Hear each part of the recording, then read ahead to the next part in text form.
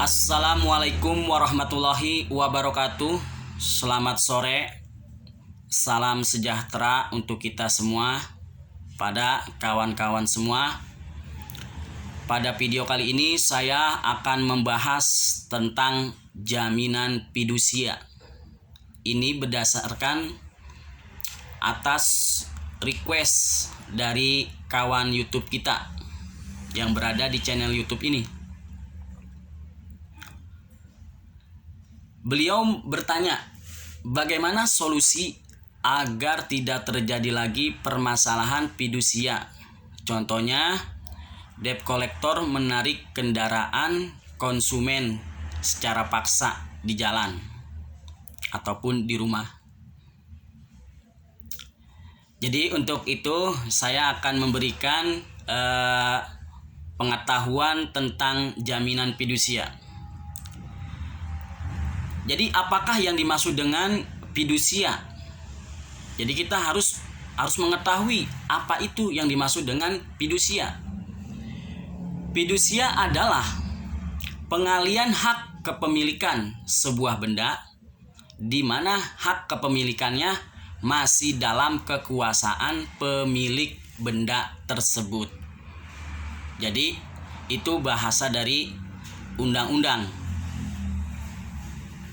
Jadi saya akan menjelaskan atau menggambarkan bahasa kita secara sederhana ataupun bahasa kita sehari-hari. Contohnya, misalkan kita ingin membeli motor, tapi kita tidak mempunyai uang cukup karena harga motornya 15 juta. Contohnya, kita mempunyai uang 2 juta.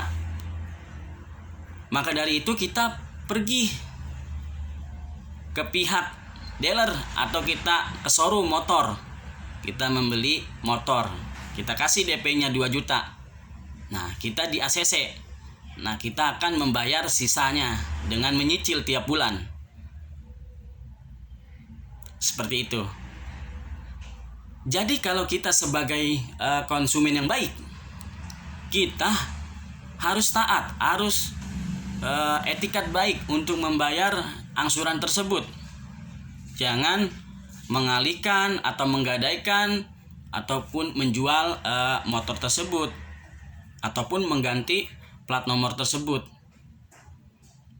agar bebas dari tanggung jawab. Seperti itu. Jadi apabila kita tidak kuat lagi, tidak sanggup lagi untuk membayar angsurannya, lebih baik kita datang ke perusahaan tersebut yang tempat kita mengambil, maka kita menceritakan bahwa kita tidak sanggup lagi untuk membayarnya. Ataupun kita bisa ada satu solusi, kita namanya oper alih ke kawan kita. Nah, nanti kawan kita yang meneruskan.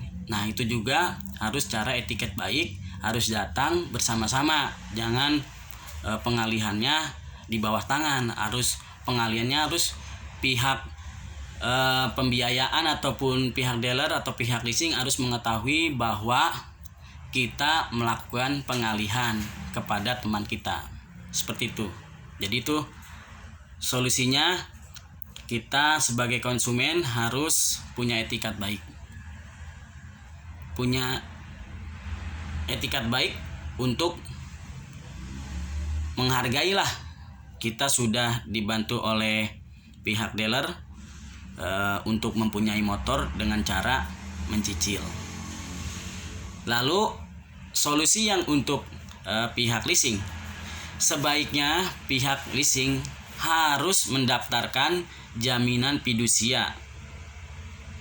Harus didaftarkan karena sudah kita alihkan barang kita kepada pihak konsumen, maka kita harus mempunyai sertifikat jaminan fidusia.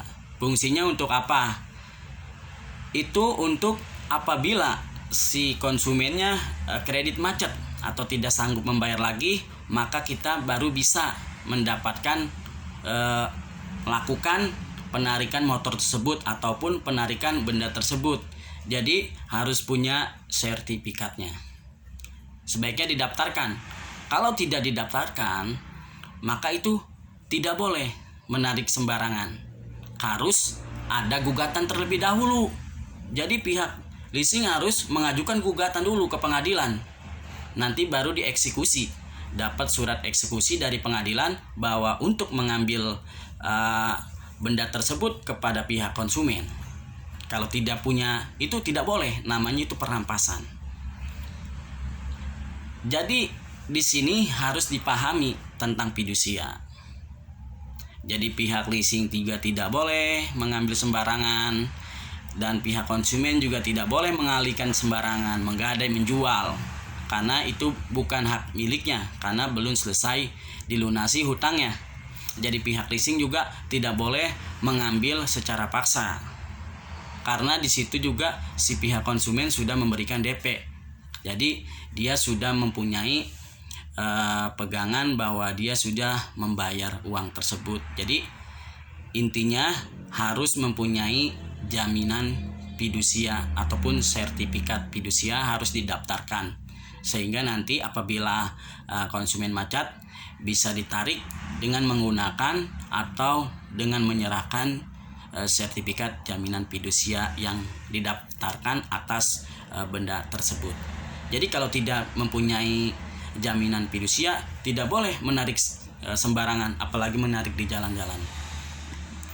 Dan begitu juga konsumen harus punya etiket baik. Etiket baiknya apa? Ya harus membayar tanggungan pembayaran tersebut. Apabila dia belum sanggup membayarnya, maka dia harus memberikan laporan kepada pihak leasing bahwa dia sanggup untuk membayarnya. Jadi ada etiket baik. Jadi pihak konsumen dan pihak leasing juga harus sama-sama mengetahui tentang fidusia tersebut. Jadi apabila sudah memahami tentang jaminan fidusia tersebut, maka insya Allah tidak ada lagi permasalahan yang terjadi. Jadi antara leasing dan konsumen harus mempunyai etiket baik. Jadi penjelasan saya cukup, mudah-mudahan dipahami dan mudah-mudahan dimengerti. Apabila ada manfaatnya bisa di-share kepada teman-teman. Jangan lupa subscribe dan like komennya. Apabila ada pertanyaan ataupun saran ataupun masukan pada channel ini bisa di chat di kolom komentar. Saya akhiri dengan Assalamualaikum warahmatullahi wabarakatuh. Bye bye.